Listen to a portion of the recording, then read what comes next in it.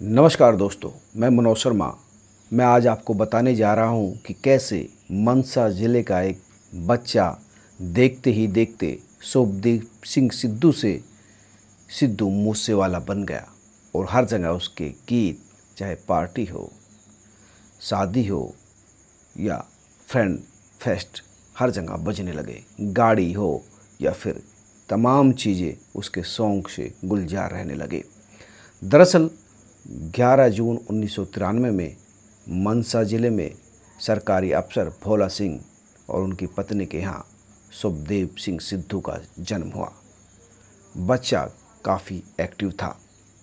छठी class में ही hip hop और pop music सुनने लगा था। हालांकि कैरियर को लेकर ना माँ बाप को कोई पता था ना उसको, लेकिन जिस तरह से उसका झुकाव म्यूजिक की ओर हो रहा था उसको लेकर वो गंभीर था। हालांकि पेरेंट्स उसको इंजीनियर बनाना चाहते थे और इसलिए उसका एडमिशन इंजीनियरिंग कॉलेज में करा दिया गया। और इस बीच वो फिर एक डिप्लोमा लेने कनाडा चले गए और कनाडा जाकर उसको वहाँ पर जो एक खुला वातावरण मिला और वहाँ से जो म्यूजिक की उन्होंने निंजा टेक्निक सीखी, उसकी वजह से उनको काफ़ी फ़ायदा हुआ और पॉप सिंगर और बेस्ट रैपर रहे टूपैक शाकुर उन्हें बहुत पसंद थे। उनके गानों में जिस तरह से सोशल इशू की बात होती थी और जिस तरह से वो सिर्फ म्यूजिक नहीं बल्कि संदेश भी देते थे, ये प्रेरणा उनको वहाँ से मिली और वो उनको अच्छी तरह से कॉपी करने लगे। और यहाँ पर सबसे महत्वपूर्ण बात यह है कि वो एक सिंगर नहीं थे, शुरुआत में वो एक राइटर बने। उन्होंने 2 गाने दूसरे राइटर्स के लिए लिखे, चाहे वो लाइसेंस हो या फिर दूसरा। लेकिन 2017 में उन्होंने खुद से गाना गाना शुरू कर दिया और सो हाई और जी वैगन बहुत ही पॉपुलर हुए थे। सो हाई के 477 मिलियन व्यू हैं और उसके बाद धीरे धीरे वो युवाओं में बहुत ही चर्चित और फेमस हो गए। दरअसल सिद्धू के वीडियो में, उसके एल्बम में, उसके गीतों में जो एक दबंगई का भाव होता था, जो हथियारों का प्रदर्शन होता था, उससे युवा अपने आप को जुड़ा महसूस करते थे और इसी वजह से वो युवाओं के चहेते सिंगर बन गए। सिद्धू ने 2018 में अपना पहला एल्बम PBX1 रिलीज़ किया, जिसमें कुल 13 गाने थे। दाऊद, जट दा मुकाबला, कई ऐसे गाने थे जो लोगों की ज़बान पे चढ़े। जट दा मुकाबला काफ़ी चर्चित हुआ, हालांकि उन पर कास्टिज़्म का भी आरोप लगा क्योंकि इसमें उन्होंने जाट जाति को काफ़ी बड़ा चढ़ाकर बताया था और ये नेगेटिविटी उनके खिलाफ भी फैली। हालांकि इस नेगेटिविटी का उनको फ़ायदा भी हुआ। नेगेटिविटी के साथ साथ वो लगातार विवादों में भी रहे। कई वीडियो उनके वायरल हुए जिसमें वो हथियारों के साथ दिखे, अपने वीडियो में भी और निजी लाइव में भी।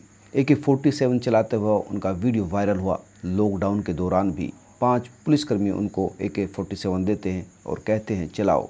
ये वीडियो वायरल हुआ तो पुलिस वाले भी सस्पेंड हुए और उन पर भी केस हुआ। इसके बाद उन्होंने अपने आप को बचाने के लिए संजू नाम से गाना रिलीज़ किया, जिसमें वो खुद को बॉलीवुड एक्टर संजय दत्त से कनेक्ट करते हुए दिखाते हैं और ये शो करने की कोशिश करते हैं कि इस तरह के केस तो युवाओं पर होते ही हैं।